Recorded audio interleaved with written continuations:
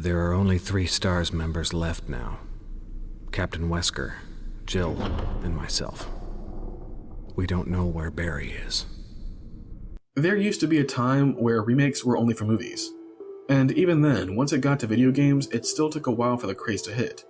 It needed a little nudge, of course, namely the money to be made. Audiences are afraid their favorite video games will be lost to time. And what better way to sell a game than by repackaging it for an audience you already know will buy it? But what about before all of that, before corporations were ready to push out remakes nobody needed, or at a lower quality? What about when there wasn't a fear of games being lost, and the only motivation was perfecting a prior attempt? That attitude was what brought us Resident Evil 1 in 2002, the same game that started the franchise back in 1996, but reworked from the ground up with everything refined to an incredible polish. This probably wasn't as many people's first Resident Evil game as 4 or 7 were, but it was mine, and it's held a very dear place in my heart since. It was right there alongside Metroid Prime, The Legend of Zelda, and Paper Mario 2, proving that I had an incredibly excellent childhood video game-wise. A lot of people mistake Resident Evil as the origin of the survival horror genre. It's not, it's just where that term was first coined, and it's the most popular franchise to use it. Resident Evil's particular brand of it has changed a lot over the years, but if you ask people to sum it up, they'll give you basically Resident Evil 1. Puzzles, inventory management, and slowly opening up a larger map while circumventing hostiles. How does this experience hold up in a post-open world gaming environment? That's a trick question, of course. Most people are so sick of open-world slop games these days that they're desperate and yearning for something more controlled and linear. So at least we know modern audiences aren't about to turn their noses up at it on principle. And yet, when you spawn one of the most successful horror franchises in history, people will tend to expect a lot from you. Resident Evil. This video is going to focus on the game released in 2002, and will have very little to say about the 1996 original.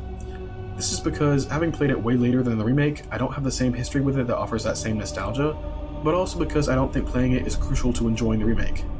I'm still enough of an old head to shake my fist at the youngsters on my lawn mischaracterizing all of my favorite characters, so we'll all have to settle for that. Resident Evil 1 doesn't waste its time, with a voiceover from Chris Redfield, the man of the hour, announcing why they're headed to a spooky mansion in a spooky forest.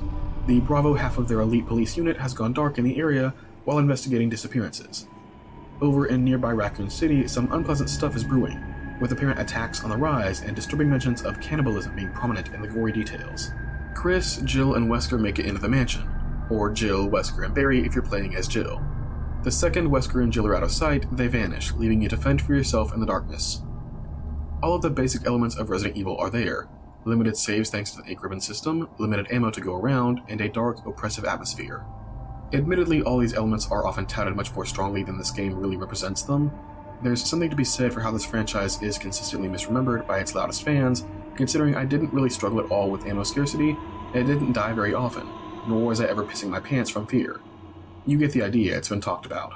The remake does have enough enemies and little enough ammo that you'll have to pick and choose which targets to put down if you're able to otherwise make it past them or go around them. The latter options are often pretty difficult overall, considering damn near every space you'll ever see zombies in is a very tight, narrow corridor where evasion is a matter of luck less than skill, so you will have to blast your way through on some occasions. The key thing making that a tricky matter is Crimson Heads. It's funny how Crimson Heads have only appeared in 3 games, 2 of them retelling this one, considering what a brilliant move they were by Capcom. What the hell do you mean I spent my limited, precious ammo to kill this zombie an hour ago, and now it's back to life, stronger, faster, and more vicious? Once you know about it, it really is a factor that makes the whole situation more complicated. You'll only want to kill whatever zombies you have enough lighter fluid to burn, because otherwise you've just made the area that much more dangerous for yourself. And yet, zombies by themselves can't be ignored because of how much they like chewing your neck open as is. This is also the game where zombie dogs will become the bane of my existence, and something I've hated forevermore. You play Resident Evil 2 or 3, and as long as you're aiming in the vague direction of the dog, you can pew them to death with ease. Fire up this one, and you're just trying to get through the next door before they notice you. The situation only gets increasingly dire the further in you go. The giant spiders are terrifyingly realistic, and putting one directly above a door like a bucket of water ready to fall on you is just straight up evil. Finishing the garden residence area introduces hunters, which are like Crimson Heads but nastier. What's crazy about the mansion being the iconic setting of the game and the one every second Resident Evil game tries to nostalgia bait off of is that it's probably the least interesting part of the game for me. The slow pacing might be beneficial to the horror aspect, but staying in the same area so long does increase your familiarity with it and dampen your fear of the unknown. Honestly, half of my playtime any given run-through is just trying to remember where to go and what to do while getting all of the sword, armor, helmet, shield, key bullshit out of the way. Once you get started collecting the death masks and face off against the Crimson Head prototype, that's when the game really gets underway. As soon as you're out onto the grounds, you are meeting Lisa Trevor, trekking through the Aqua Ring, and killing giant mutant plants. Even though the atmosphere is still quiet overall, the developments still come at a fast pace, which I like. The game does send you back to the mansion for a little while, but really only long enough to collect some vital stuff for the endgame. What I like about it is that you're almost always going down. The levels almost always require you to go further downward, rather than climbing to a higher floor. So it's a feeling of almost constant descent up until you end up at the underground laboratory. The end stretch of this trek through hell involves getting to see Umbrella's workspace under the mansion up close and personal, featuring freakish mutant abominations, and finally culminating in Chris's 1v1 showdown with the Tyrant, which looks absolutely gorgeous. As far as final bosses go in this series, the Tyrant is wonderfully done in this game. First of all, hear me out here. This motherfucker looks fine as hell. I'm sorry, I know that's inappropriate, but my god. No wonder Wesker looked at this thing and called it the ultimate life form. Just sexy as hell for no reason. But I also love it from a horror standpoint because the Tyrant has this slow, menacing walk. Its footsteps are loud and purposeful, and an important detail I like is that you can hear its heartbeat throughout the fight. The evidence of life in this mutation of the undead is a constant backtrack, highlighting that it's a fight for survival. I love that as you've gone through the game, the enemies have started out looking human, and only become more beastly, going from dogs and birds to giant mutant animals like snakes and spiders, even twisted lizardmen and cockroach monsters getting in on the action, just for the pinnacle of it all to resemble a normal human man. It's somehow the most horrifying among the roster. The fact that its face bears a pretty strong resemblance to one of the death masks is just icing on the cake. Furthermore, I love that the decidedly masculine Tyrant, which literally wears its heart on its chest, serves as kind of a counterpart to Chris. Wesker was carefully guiding Chris to the end of the game, just like he was carefully working on creating the Tyrant, and didn't realize both of them would kill him. The Tyrant now, Chris later. The ultimate life form would meet its end at the hands of the Ultimate Defender, who would go on to be known as the biggest threat to bioterror ever. I also love that Chris faces it down with anger instead of fear. Come on, you test tube freak! It just shows why he's the main protagonist of this series, never letting the entities he faces shake him.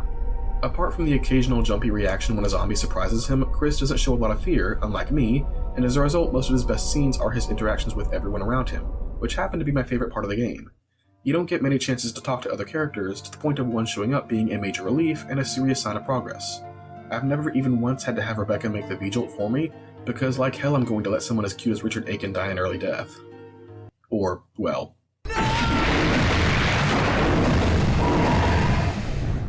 I can try. The voice actors truly did knock it out of the park, as did the animators. There's a lot of body language accentuating the interactions in Resident Evil 1, which is a feature I love about this series. There's Chris's sassy little lean against the piano when Rebecca is playing, or the somber and brokenhearted reaction he has when he finds Forrest dead. His interactions with Rebecca and Richard in particular really give this big brother energy. He's this warm figure everyone can rely on, and he takes responsibility for how his peers and juniors fare. He's genuinely got a heroic energy to him that I like. As for Jill, there's definitely a lot more human interaction to enjoy. While ostensibly she's just as capable as Chris, she's often looked at as the easy mode character, since she has 8 item slots instead of 6, gets stronger weapons earlier, and can rely on Barry to handle some of the threats in the mansion for her. She's also portrayed as a little more fearful than Chris, freaking out a little bit more at some of the horrendous stuff she's finding in the mansion, while also relying more on brains than brute strength since she does a lot of things Rebecca would normally be doing for Chris in his scenario. But she does get a lot more cutscenes and screen time just showing her chatting with and hanging out with Barry, who is obviously someone she looks at as capable and reliable. It makes for a nice change of pace given how much of Chris's campaign is just long, silent treks through the mansion. Some of the more intentional effects of the Chris scenario are lost in Jill's, such as the mirror image that Chris is presented with when he's faced with the Tyrant, a muscle-bound, uber-masculine character capable of extreme killing proficiency. In exchange, though, there's something profound about Jill taking on the quote-unquote ultimate life form, which is very obviously a powerfully built naked man, and coming out on top despite the men in her company getting punked by the same creature. It sets a standard that would be built on later when Jill was being hunted by Nemesis. Jill takes a while to come into her own, but she absolutely does, which is especially prominent given that Wesker and Barry are actively working against her. Unlike with Chris, who Wesker was giving some selective help to, it seems more like Jill was one of the STARS members who Wesker was willing to sacrifice, which just makes it more impressive that she comes out on top despite being marked for death. Apart from characterization, the game's greatest strength is definitely atmosphere. The mansion is grand and imposing as hell in its larger areas, but most of the rooms you'll find yourself in are narrow, cramped hallways, limiting your options if anything comes after you. The soundtrack is relentlessly eerie and malevolent in most rooms in the mansion, highlighting the danger lurking around every corner and the dire situation. Safe rooms and certain scenes have gentler music, sometimes even hopeful, conveying how the mansion, had it not been for the people in it, could probably have been a pretty nice place. The residence has a tingling tune playing that emphasizes the heightening mystery, while the outside and the tunnels don't have any music at all. There's a bunch of tricks the game uses to keep you on your toes, too. Zombies can move through different rooms. If you aggro one and don't quite escape its notice before moving to a different room, it'll bang on the door you just came through and eventually break through. Some areas have windows in them that zombies will come bursting through. Sometimes this is completely unannounced, and in one instance there's a tapping on a window you can't see, with only the shadow of the zombie in the moonlight warning you that this hallway won't be safe for very long. The game also isn't afraid to force confrontation, hiding items in spaces where zombies will definitely find you. Sometimes they even get special cutscenes, like the moment in the kitchen where you realize a zombie is coming down the hall and towards the only exit, or rising up out of the bathtub you just drained looking for a key. The reanimation of Forrest is as unpleasant and nerve-wracking as I remember. The polish absolutely shines in this remake. I know we all remember that shot of our character in that one hallway with the dust motes playing in the moonlight, so pretty and unexpected that it just makes you gasp. But there's also the fact that bodies of water are reflective, despite the fact that there's so few bodies of water in the game you can count them on one hand. Fire gives off actual light, including when you light up a zombie, so you can see your character's face catching the light. And of course, the loving shot of the candles in the lobby, not to mention the close-up on the gun as Chris picks it up. It might be morbid, but one thing I especially love is the attention to detail on the zombies and the corpses. Zombies of course look nasty as hell, but it's whenever the game shows a body that the gory details are on display. Forrest's corpse definitely shows the signs of having been pecked and clawed to death, and there's a certain poor soul who is stunned to death by giant hornets, whose cadaver is all swollen and blistery. Richard Aiken's injuries in particular look utterly grisly. There's giant chunks slashed out of his mangled arm. It looks like it's probably better amputated. Capcom was ecstatic to have the full power of the GameCube at their disposal, and it really shows. If there's any complaints to be had, I'd probably say it's with the admittedly slow pacing for the first half and some of the more tedious carryovers from the 1996 original. Lost in Nightmares definitely proved that anyone insisting fixed camera angles were somehow crucial to the horror aspect were kind of kidding themselves, but I understand keeping that part in considering how ingrained it was by that point. On the other hand, I think keeping the door animations for every single time you enter or leave a room, that was a bit much, even in service of the original game. There was definitely no need to hide a loading screen that way in 2002. Also, the disappearance of the color used in the 1996 original hampers an otherwise fantastic art direction. Resident Evil Remake is composed almost entirely of a very dark color palette, with very muted colors and almost no bright or saturated tones whatsoever. This makes everything start to run together and look samey after a while, and it gets especially bad in the tunnels. This would be a weird thing in the early 2000s Resident Evils, and even Resident Evil 4 would fall into it a little. A greater amount of detail on the world environments, but a complete loss of color. It wasn't just Resident Evil, of course, it affected other games too, but it's one of those things that makes me glad Resident Evil 5 is so colorful. There's definitely pages upon pages more you could say for other video games, especially the contemporaries. You have Metroid Prime and Wind Waker coming out at the same time this game did. Meanwhile, Resident Evil as a franchise wouldn't get the acknowledgement it deserved until 4 came out, but it did win its deserved respect in the end. There's other aspects I could comment on, such as the additional alternate game modes, but I really don't feel the need to. This is a game that's almost perfect and would still be very worthy of praise with or without those extra goodies. It's pretty cheap on Steam, so go get it and play it while you still can. You don't want to wait around until the series starts getting the Persona treatment and remaking its games twice over. If you enjoyed this video, please leave a like and a comment. I love hearing from people, and maybe consider subscribing. That, and have a nice day.